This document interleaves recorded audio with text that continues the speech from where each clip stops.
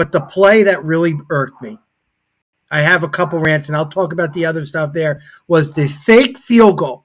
Two things were wrong with it. The guy's knee was on the ground, the holder. And just to put into context for our viewers who didn't see, Caldwell scored when the holder picked up the ball on the snap on a field goal attempt, rolled out, and threw a touchdown pass. Yes, you're supposed to keep that knee up off the ground because he's grounded. He's on the ground. He had the ball, put it on the ground, his knee's on the ground, and booted out. And he threw a ball, real nice throw, but it was a bang-bang play. They gave him the touchdown. The instant replay that we were watching showed that his foot was on the line. And here's my issue now, Scott. We use the college and NFL stadiums for what purpose? For the kids, they say. It's the kids. They want to go there. Everybody else doesn't like going there. Everybody else doesn't like going to Rutgers or MetLife. Why? How about money? It's like going to a junior prom, spending $60, $15 parking, $15 ticket. You want to get a hamburger and a Coke, you better get another job because there's another 15 right there. And we're doing all this, but why can't we have instant replay? If you're using those facilities, make it special, have instant replay, because that would have been caught in that game. And I think it makes it even crazier that, when you're at the stadium in Rutgers, they're showing the instant replay up on the Jumbotron. So it's like they're showing the fans, okay, this play should have probably been overturned, but they're not actually doing anything about it. It's like, here you go. They just scored, and you're screaming about, wait a second, like his knee was down or his foot was out, but we're not actually overturning the play. But we have Huddle Sideline, which you're allowed to watch videos from the sideline. Everybody saw it, and everybody was freeze framing it.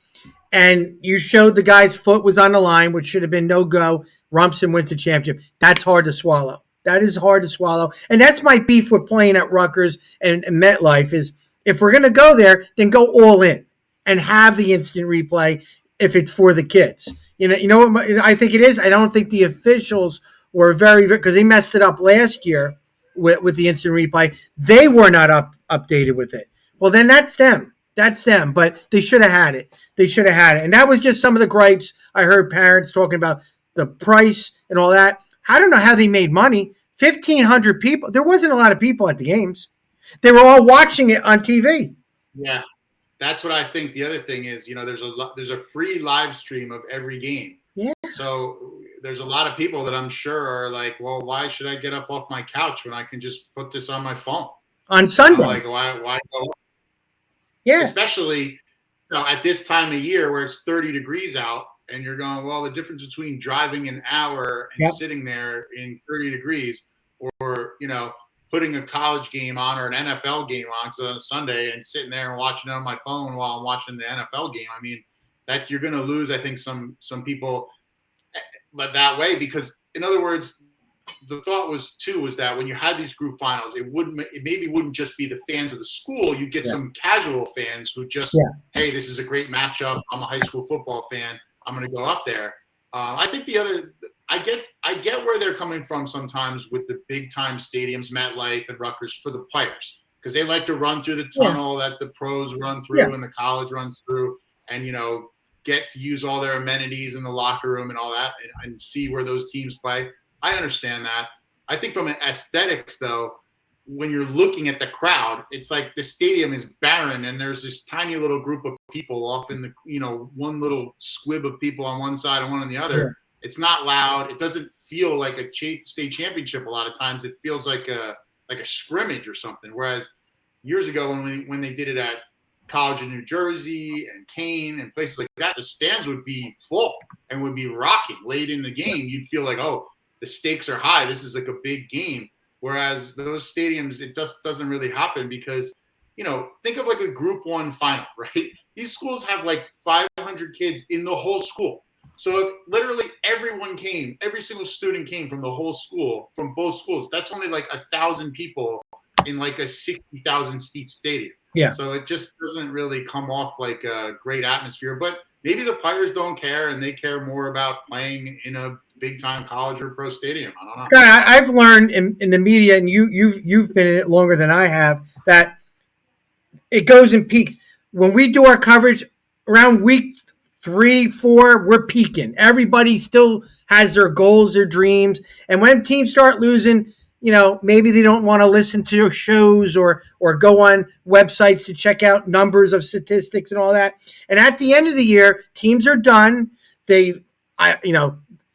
Some people are very upset with their season, and shut down, and I'm just doing winter, and they don't want to care about anybody else. So that's what's happening in the state. I don't think the average person in the state cares if their kid or if they're not involved.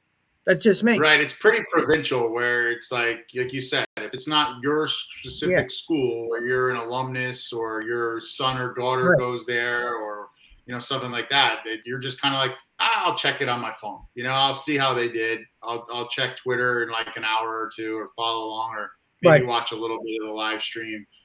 So that's kind of the way things have gone. I mean, it's crazy. Years ago when I was at the press, I did a story on the 1975 state playoff game between Red Bank Regional and Heightstown, which is like one of the legendary games. I heard it from Lou.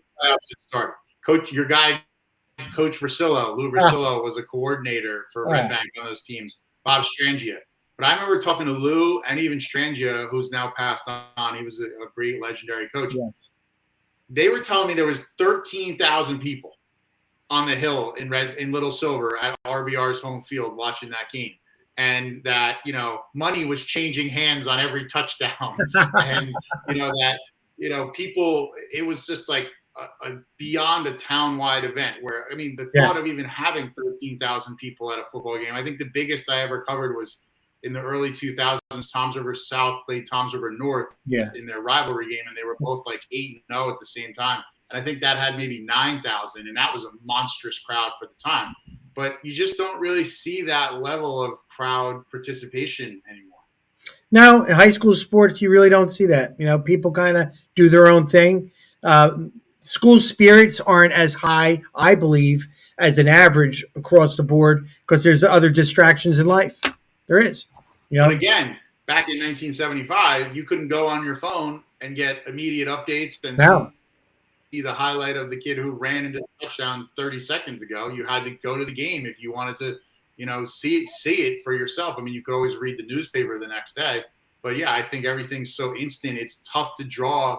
I think the one thing that would probably draw a lot of people this day and age, like to a state final, big game, would be multiple players, like a player on each team that had massive social media followings. Like this guy has 700,000 TikTok followers or, Instagram. He's one of the top recruits in the country. He's going against another guy who has 1 million Instagram followers or TikTok or whatever, and he's on the other side, and they're going head to head. I think that would draw some casual interest, because you look at high school basketball when Bronny James or those kind of players come through New Jersey, the place is packed to the gills, even though New Jersey people, that's a team from out in LA.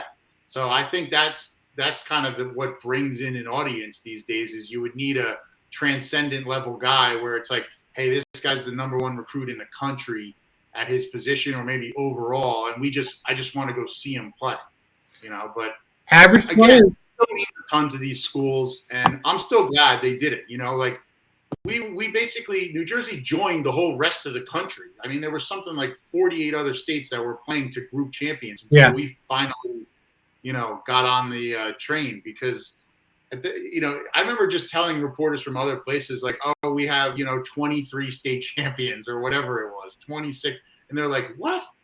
So I'm glad. And you see things like, Delsea the whole year was considered like one of the top public school teams and was unstoppable. And if the poll had just ended in the sectional finals, Delsea might have been right there with Toms River North. Are they going to jump them? But then Old Tapan comes out and beats Delsea in the Group 3 championship game. So it got proven on the field. Delsea didn't have their quarterback.